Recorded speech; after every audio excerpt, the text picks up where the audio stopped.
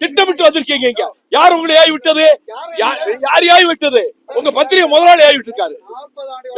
உங்க பத்திரிகை முதலாளி ஏவி விட்டுருக்காரு. Commission commission commission. நீங்க உங்களுக்கு எல்லாம் தெரியும், சொல்ல மாட்டீங்க.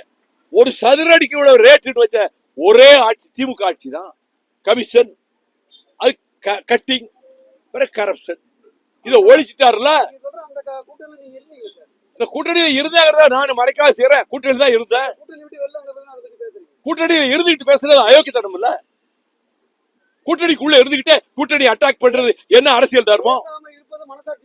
மனசாட்சி என்ன விரோதம்? கூட்டணி தர்மத்துக்காக பேசாம இருந்தேன். அதுல என்ன தப்பு? அதான் சரியான அணுகுமுறை. கூட்டணி இருந்துகிட்டே விமர்சனம் கூடாது.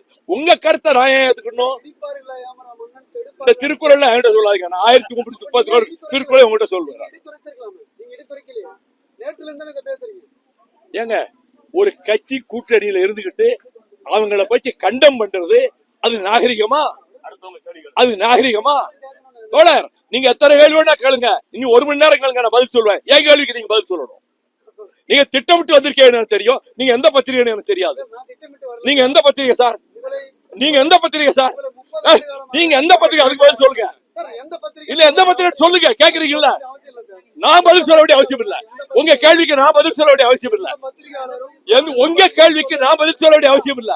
நீங்க திட்டமிட்டு வந்திருக்கீங்க. இங்க யார் உங்களை ஏவி விட்டது? யார் ஏவி விட்டது? உங்க பத்திரிகை முதலாளி ஏவி விட்டுருக்காரு. உங்க பத்திரிகை முதலாளி ஏவி விட்டுருக்காரு. அது மஞ்ச பத்திரிகை ஆயிடுச்சு. முந்தாராளே கேவலப்படுத்தி என்னை பத்தி அரபகத்துக்கு சொத்து வாங்கிட்டாரு. உங்க மேல கோர்ட்ல கேஸ் போட போறேன்.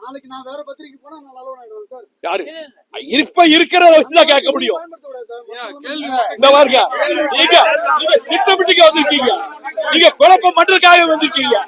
ஆமா, குழப்பம் பண்றதுக்காக வந்திருக்கீங்க. இங்க உங்களுக்கு வேலை கிடையாது.